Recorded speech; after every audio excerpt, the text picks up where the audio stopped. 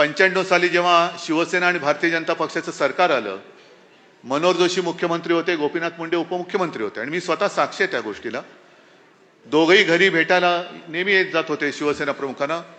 बऱ्याचदा मी आजूबाजूला असायचोच, कधीतरी गप्पा असतील तर मी त्याच्यात बसायचो.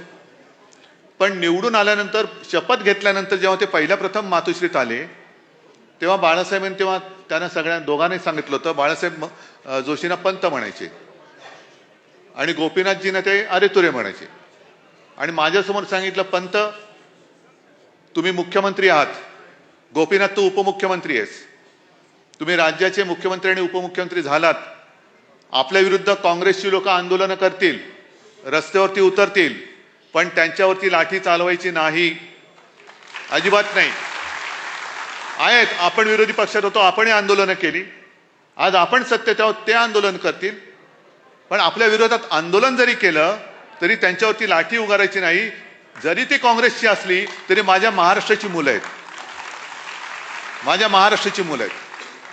हा जो एक माणुसकीचा भाग असतो तो हल्ली जात चाललेला आहे. अगदी राजीवजींबद्दल सुद्धा सडेतोड शब्दामध्ये शिवसेना प्रमुखांनी टीका केली, पण कधी त्या काळामध्ये शिवसैनिकाच्या घरी ईडी, इन्कम टॅक्स, सीबीआय आलेलं मला आठवत नाही.